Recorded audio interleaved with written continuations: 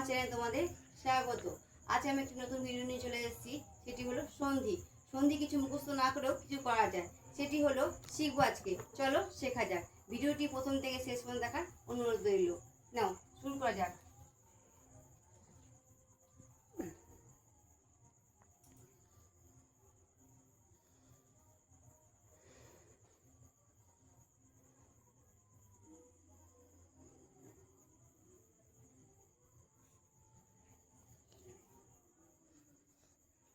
আর্থ থাকলে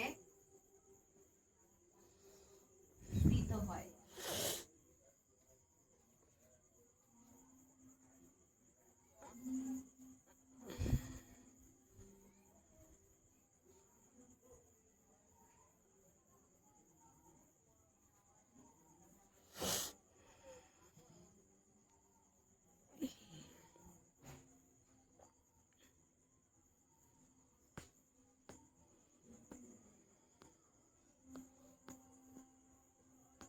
ভয়ার্থ কি হবে? ভ অন্ত্যেষ্ঠ যুক্ত। দেখো আর্থ বলেছি, তাহলে অন্ত্যেষ্ঠ আকারের জন্য কি হলো? আ হলো, আর তয়রে তার থাকলে কি হয়? ঋত ঋত।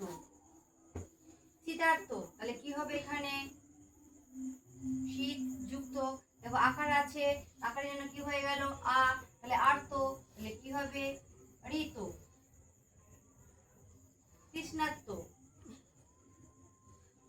কৃষ্ণ যুক্ত, এটা তুমি আকার আছে, তাহলে আ, আকার বুঝালে কি হয়? আ।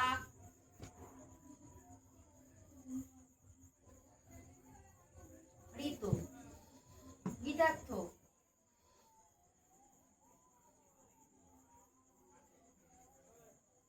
সুখার্থ।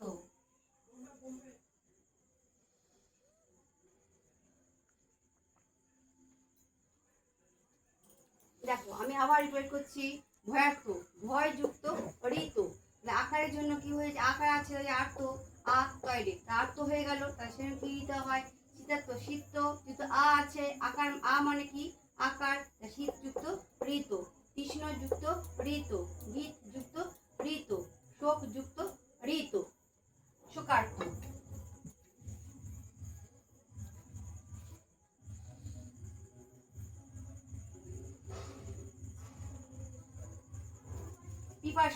পিপাসার্থ এটা কি হবে? কমেন্ট করে তোমরা অবশ্যই জানাবে, এবং ভিডিওটি যদি ভালো লাগে লাইক এবং কমেন্ট করে পাশে থেকো। Thank you.